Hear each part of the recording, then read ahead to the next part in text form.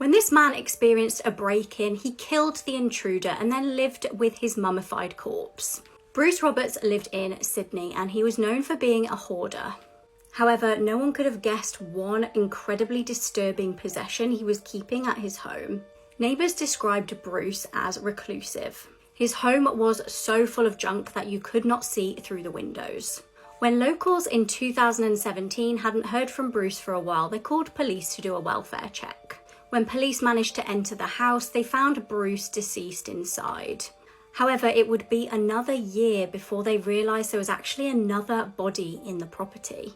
Police would have probably found this body if this was a normal house, but this wasn't a normal house. It was actually when cleaners were brought in to prep Bruce's house for sale that they found the other body. This was the body of 39-year-old Shane Snellman. Now, Shane had apparently been released from prison in 2002 and had gone to Bruce's house to rob it for money for drugs. A coroner found that Bruce had shot the intruder, covered his body with a rug, and then kept it in his spare bedroom for 15 years. He ended up using 70 bottles of air freshener to try and hide the smell of rotting flesh. This 11-year-old was arrested for unaliving his pregnant stepmom, but is Jordan Brown actually guilty? When Jordan Brown was 11 years old, everyone that knew him said that he could not be happier. Jordan was raised by his single father, Christopher, who he was very close to. And his father, Christopher, had just started a relationship with another single parent named Kenzie. And as the relationship got more serious, Kenzie and her two daughters, 7-year-old Janessa and 4-year-old Adeline, moved in with Jordan and Christopher. Reportedly, the two families blended together seamlessly, and it wasn't long until Jordan was calling Kenzie mom, and Kenzie and Chris were expecting a baby of their own. In February of 2009, Kenzie was 8.5 months pregnant with baby Christopher, and Jordan was apparently really excited to be a big brother because he always wanted a baby brother. On the morning of February 20th, 2009, Chris got up for work, leaving Kenzie, who was 8.5 months pregnant, in bed, and then shortly later, Jordan and Janessa got on the school bus. And then 45 minutes after Jordan and Janessa left for school, tree trimmers that were there to work on the Browns' home heard Kenzie's 4-year-old daughter, Adeline, screaming and crying, saying that her mother was dead. 26-year-old Kenzie had been shot in the back of the head while she was still in bed, and unfortunately, her and her unborn son, Christopher, had passed away. Chris and all 3 children were taken in and asked questions about what had happened that morning. Chris was ruled out as a suspect because Kenzie's daughters confirmed that they had spoken to their mother after Chris had already left for work. The only unusual thing that Jordan remembered about that morning was a black truck parked out front of his home that he did not recognize. Chris did end up taking the 3 kids back home that night and then was woken up around 3 a.m. because the police were there to arrest his 11-year-old son for the crime. The investigators' theory was that Jordan was actually really jealous about the addition of this new baby that was coming, so that morning he spontaneously made the decision to unalive Kenzie before leaving for school. Kenzie had been shot with a 20-gauge shotgun. Jordan and Chris liked to hunt. Jordan had access to many guns, including a 20-gauge shotgun, like a children's size, that he had gotten for Christmas that year. And an officer at the scene that day said that that particular weapon had smelled like it had recently been fired. But of course, this was never able to actually be proven. They also said that it would have to be extremely unlikely for an intruder to just walk up to the Browns' home in broad daylight with a weapon of that size. While being questioned, Jordan had also changed his story about that black truck he saw. At first, he said the black truck was empty, and then later changed his story and said there was actually a man in it wearing a baseball cap who was kind of trying to duck down to not be seen. Kenzie's daughter, Janessa, who had gone on the school bus with Jordan that day, also said that when Jordan went upstairs to his room for a moment, she heard a loud boom before the two of them got on the school bus. But Kenzie's 4-year-old daughter, Adeline, said that she heard a boom sound after Janessa and Jordan had already gone on the school bus. We have to remember that they were only 7 and 9, so you really have to take their story with kind of a grain of salt. Kenzie's entire family does believe that Jordan was guilty, though. They say that he was not the happy kid that everyone thought he was and was actually extremely troubled. To this day, Chris does not buy the story of his son's involvement and actually has a theory of his own. Chris actually believes that Kenzie's ex, Adam Harvey, was responsible for her unaliving.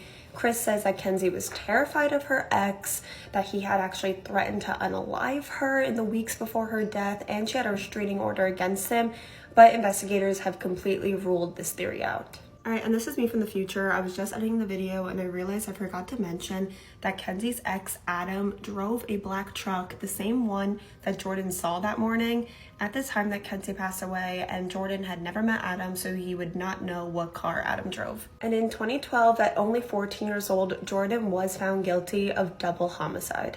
At one point after his conviction, there was talk of a possible retrial. But in 2018, Jordan's conviction was actually overturned by the Supreme Court due to a lack of evidence. And because of this, Jordan will never be able to be retried. To this day, a lot of people think that the Supreme Court got it wrong and that Jordan Brown was actually guilty and should have never been left out. She convinced her 13-year-old daughter and her friends to unalive this man over $40,000. In 2001, 43-year-old Barbara Opel was a single mother who was struggling financially, and she was looking for a job that would provide her with some kind of stability. Barbara had a 13-year-old daughter, Heather Opel. She also had 2 other children who weren't involved in this. But Barbara was known to involve herself in her children's lives to a point where it was extremely unhealthy. She was manipulating her children from a very young age, and basically they were these little pawns in her game to get whatever she wanted. In 2001, Barbara meets 64-year-old Jerry Hyman. He was a World War II veteran who lived in Everett, Washington. He was actually battling terminal cancer at the time, but he was still deeply committed to caring for his elderly mother who had Alzheimer's. So when he meets Barbara Opel, she was a single mother struggling financially, and he offered her a job of caregiving for his mother so that she could get on her feet. Jerry even went as far as converting his basement into an area for Barbara and her kids to live while she was providing care for his mother. Shortly after Barbara started this job, her and her children moved in, and she began to hatch this sinister plan because she discovered that Jerry had recently come into $40,000 from the sale of a house, and she decided that she wanted that money, but in order to get that money, she needed Jerry to be gone. But Barbara had no intention of doing this herself. She was going to enlist her 13-year-old daughter, her 13-year-old daughter's boyfriend, 17-year-old Jeffrey Grote, 14-year-old Kyle Boston, Kyle's 13-year-old cousin, and 14-year-old Miriam Oliver to do the dirty work for her. These kids were frequently hanging out around the house because they were friends of Heather's, and Barbara, being who she was, decided to manipulate them. At first, Jeffrey refused to take part in the plan, but when Barbara promised him a job and said she would pay some of his friends to help out, he immediately agreed. And that is when, on April 13th, the group of teenagers were instructed to hide in Jerry's house, and they waited for him to come home. The plan was, as soon as he entered the house, the kids would start attacking him with baseball bats. So that night, when Jerry gets home, that is exactly what happens. One of the kids cracked Jerry over the head with a baseball bat, and he falls to the floor and begs for help, but no one listens. The 3 boys continue to hit Jerry over and over again with the baseball bats, while Heather and Miriam take out knives and begin stabbing him. Now, while all of this is going down, Barbara's just sitting in the basement waiting for it all to be over. After it was all done and Jerry was no longer alive, Barbara instructed the kids to drag Jerry's body to his own car and mop up the blood. Barbara then proceeds to ransack the house for whatever reason, and they drive Jerry's body in his own car to an isolated spot and dump him. After all of this was said and done, Barbara treats the kids to dinner and lets them stay in a hotel, which was all paid for with Jerry's credit card. Barbara then uses Jerry's checkbook to rent a truck, which she used to pack up all of Jerry's valuable belongings, and then they decide they're going to hit the road, and they leave Jerry's mother alone in her wheelchair. She wasn't found until a week later by concerned relatives who hadn't heard from Jerry, and when they get to the home, they find her in her wheelchair. She had been eating newspaper just to survive. Police are mind blown, and they quickly are led to Barbara because she used Jerry's checkbook to rent a truck. When they find Barbara, Barbara tries to claim that Jerry was actually alive and he was out of town at the time, but it just didn't make any sense. And it would actually be Barbara's 11-year-old son who told the police everything and gave them information that led them to Jerry's body. Now, all of the teenagers involved were more than happy to confess and get it off their chest, and police even found a diary that belonged to Heather, and in that diary she wrote, quote, "So my mom said if I help kill Jerry, I can get one." end quote, and this is in reference to a dirt bike that Heather had her eye on. So Barbara literally manipulated these kids with money, a car, a dirt bike, into killing a man because she wanted $40,000. But during the trial, Barbara tried to spin the story that Jerry was actually abusive and she just wanted to teach him a lesson, and she only wanted the kids to beat him up, but they took it a step further and decided they were going to unalive him. Obviously, the kids all told different stories, and that's not what matched up, and luckily the jury would reject the idea that Jerry was abusive and decided that Barbara was the mastermind behind this entire plan. Barbara was actually convicted and sentenced to life in prison. As for the kids, Jeffrey pleaded guilty and was sentenced to 50 years in prison. Miriam and Heather were sentenced to 22 years. Kyle was sentenced to 18 years, and his cousin was tried as a juvenile and was released when he turned 21. This man unalived his adoptive daughter, and then he tried to pin the entire thing on her friend. It was March 2nd, 2015, and 18-year-old Angelica Hadsel, also known to her friends and family as AJ, disappeared from her home. AJ was a really talented softball player and a college student at Longwood University, and by all accounts, she was very outgoing and had a lot of friends. AJ actually grew up in Virginia with her mom. She had 2 younger half-sisters who she helped take care of, and even though AJ's biological dad wasn't around, she had a really good relationship with her stepdad, Zach. Unfortunately, when AJ was just 8 years old, her mother and Zach's relationship fell apart, and reportedly so did AJ and Zach's relationship. AJ's mom eventually remarried a man by the name of Wesley Hadsel, and Wesley says he adored AJ. He eventually asked if he could adopt her, and AJ replied with yes. Now, in March of 2015, AJ returned home from college for spring break, and this was a really tough time for AJ. AJ was going through a very difficult breakup with her boyfriend, and her adoptive dad Wesley had just been kicked out of the house for using drugs. At the time of her disappearance, he was actually staying at a nearby hotel. Now, on the day AJ disappeared, she texted her family that she was out with friends and just needed some time. And by all accounts, with everything AJ had going on, who could blame her? But when AJ's mom Jennifer returned home that night, she was really surprised to see that AJ left her a note, and this really weirded her out because AJ never left notes. The note basically said that with everything that's going on, it's just a lot to deal with. It was very straight to the point. At that same time, AJ had stopped returning her family's texts, and they decided to go to the police. When police arrived to AJ's home, they found several red flags, which included the door being unlocked and AJ's wallet with money in it still sitting on the couch. Her friends also had no idea where she was at, and it was clear to everyone that if AJ had ran away, she would have at least told one of her friends. So police start questioning family and friends, and Wesley tells police that the last time he saw AJ was around noon that day, and he claims he met up with AJ at a gas station, gave her $200, and then she just went home. He makes sure to add that she was wearing her college softball jacket.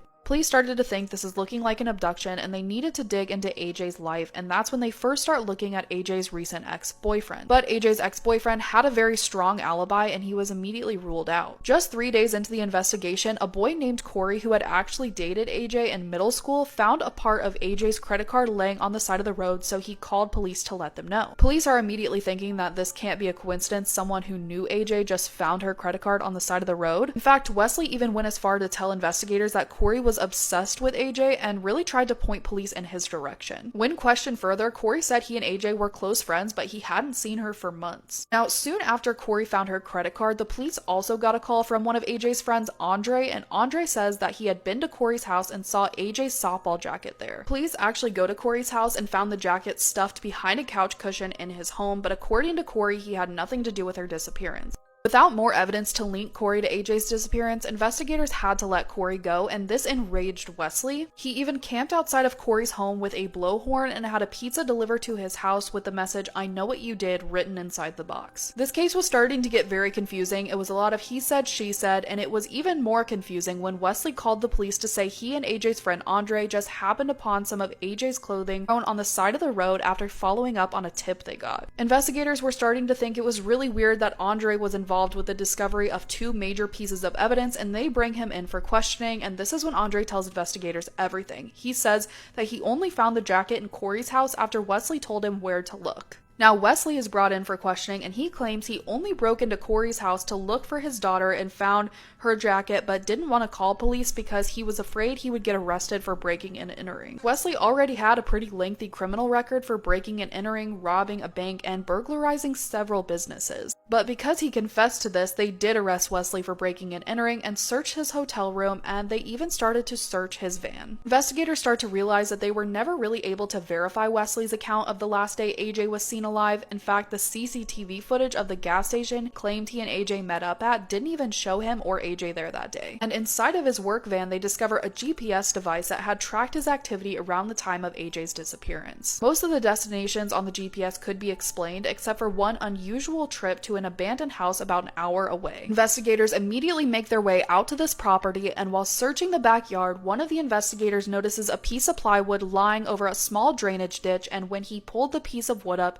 he found AJ's body. She was lying there in the drainage ditch, and there was evidence of possible SA. Upon examining AJ's body, the medical examiner determined that she had died of an H overdose. But they couldn't find any evidence to suggest that AJ had ever used drugs, especially H. But guess who was a drug user? Her adoptive father, Wesley. In fact, they found H in the ceiling of Wesley's hotel room. Authorities believe that Wesley went to the home he once lived in with AJ and her mom, forced her to write the note to her mom, abducted her, and then unalived her at some point before hiding her body and using her phone to send out those last text messages to her family. He tried to cover his tracks by breaking into her friend Corey's home and planted evidence on him in an attempt to frame him. Eventually, Wesley was found guilty of murder and was sentenced to life in prison. How a famous best-selling author wrongly sent a man to prison for 16 years. In 1981, 18-year-old college freshman Alice Sebold was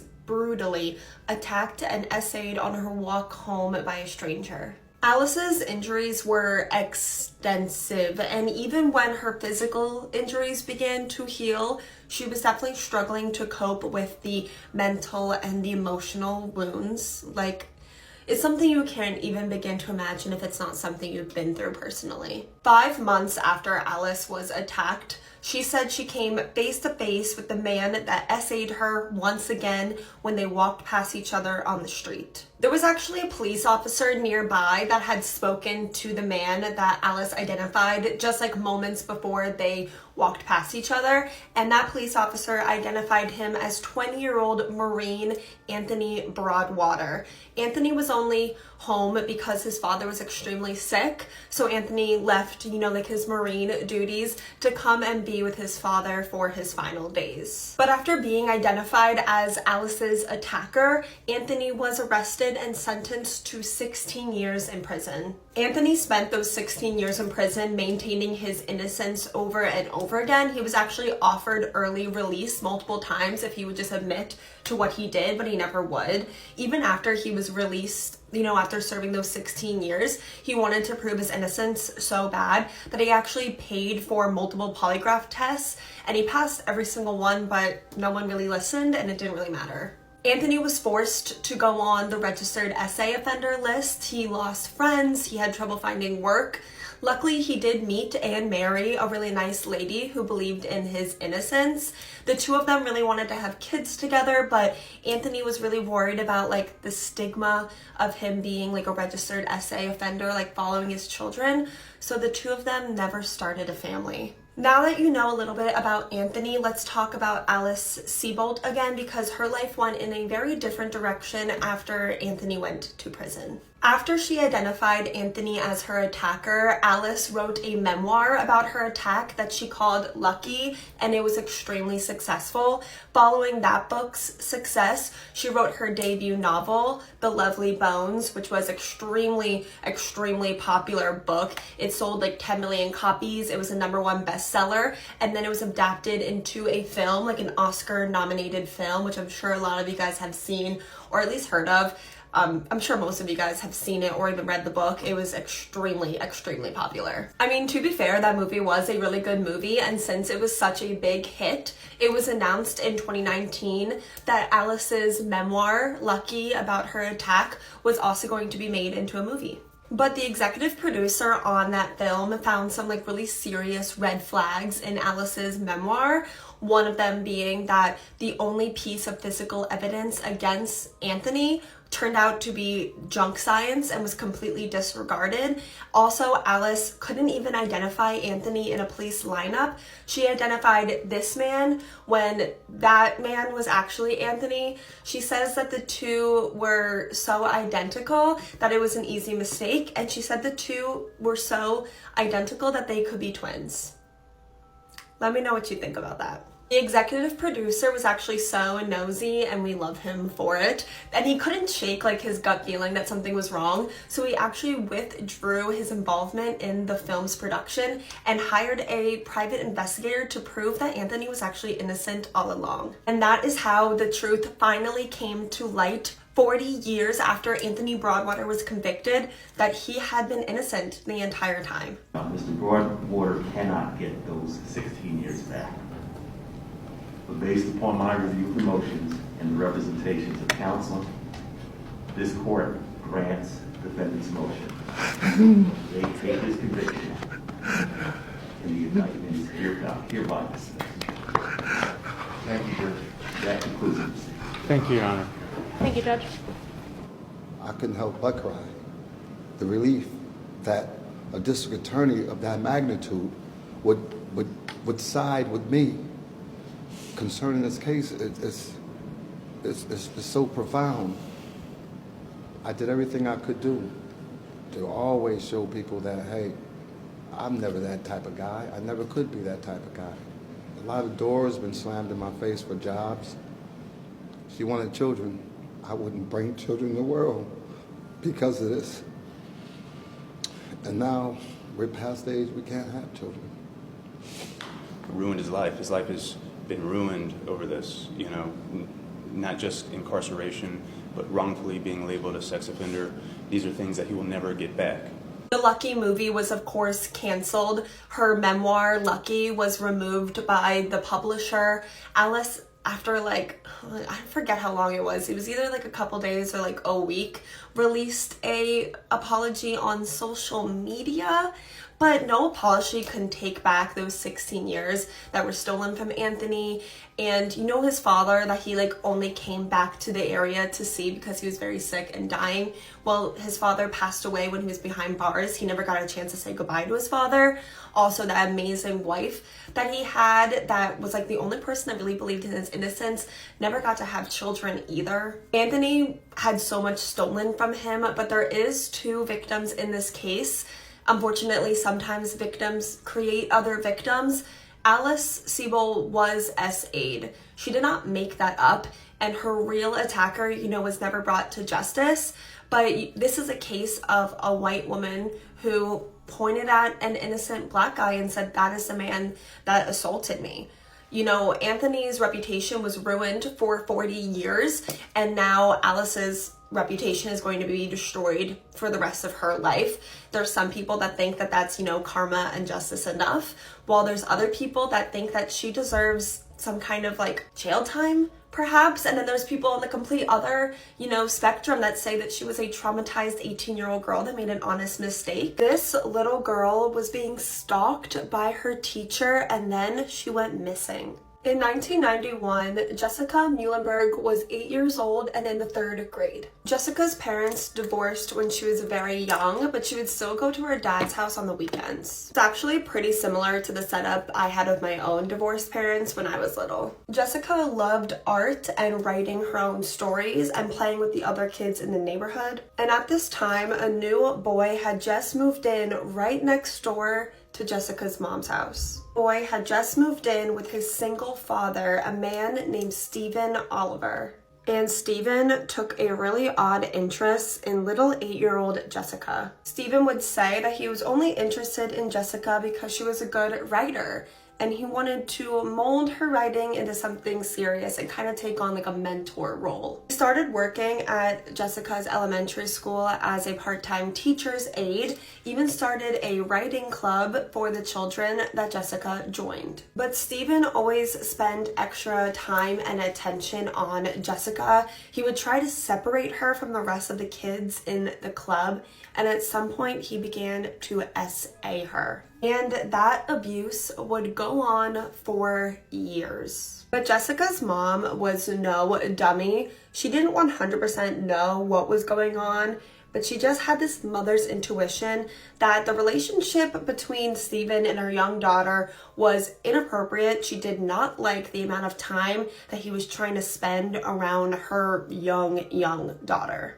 So Jessica's mother actually like marched straight up to her neighbor's house and told Stephen Oliver, I don't want you seeing my daughter or being around her ever again. And to her surprise, after that conversation, Stephen Oliver just got up and moved away. I'm not gonna lie, made Jessica and her mom both extremely happy, but that happiness did not last long because you will never guess where Stephen Oliver moved. Stephen Oliver moved right across the street from Jessica's dad's house, the place that she would go every single weekend. Jessica's mother tried to warn her ex-husband about Stephen because this man is obviously obsessed with their daughter, but he dismissed her concerns and allowed Stephen around their daughter. Really try not to judge Jessica's father in the situation. I try to think it was the 90s. They didn't know as much as we do today. But if I'm only being honest, I do judge Jessica's father in the situation because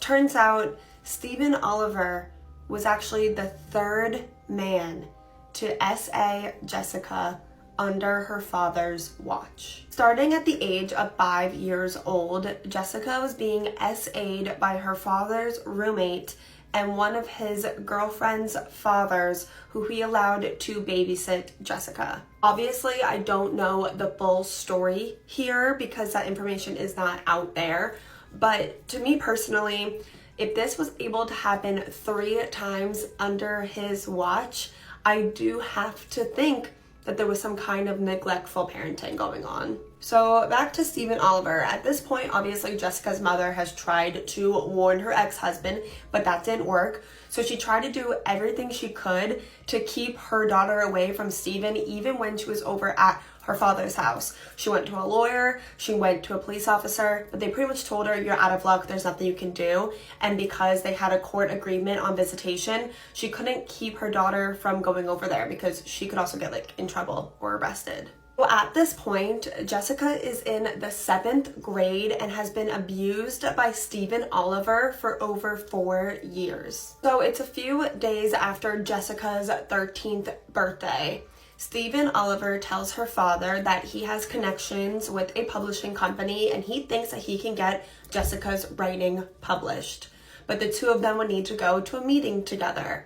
So Jessica's father not only allowed, but encouraged his 13-year-old daughter to get in a car with this creepy man that his ex-wife has warned him about being obsessed with their daughter. And then his daughter did not come home when she was supposed to be dropped back off, because 38-year-old Stephen Oliver had just kidnapped 13-year-old Jessica Muhlenberg. It actually took an entire day for Jessica's father to tell his ex-wife that their daughter was missing because I'm sure he felt like a huge a-hole. So by the time Jessica was even reported missing, she was already in Texas. Stephen cut Jessica's hair, he dyed it dark. He told her, from here on out, you are no longer Jessica Muhlenberg. You're gonna go by your new name, Cindy Johnson, and you're gonna tell people that I'm your father. For over 3 months, Stephen kept Jessica in a motel room where he beat her and SA'd her almost every single day. Jessica's disappearance was thankfully aired on an episode of America's Most Wanted, which was extremely popular at the time. So someone who worked at that motel actually recognized them, called a tip-in, and the FBI raided their room where they were able to arrest Stephen and get Jessica home safely after she had been missing for over 104 days. Even after Stephen was in handcuffs and Jessica was separated from him, she still tried to tell them that my name's not Jessica, my name's Cindy Johnson, because she was so manipulated and scared of this man. Stephen Oliver was sentenced to 40 years in prison. Jessica had quite a hard time coming home after she was kidnapped. For one, she had to have multiple surgeries from all the injuries that Stephen gave her, and also she was severely bullied by her classmates. The fact that any child would torment another child for being kidnapped for over 100 days is mind-boggling to me. Doctors thought that Jessica would never be able to have her own kids from the abuse, but today she is married, a mother, and an advocate for other survivors.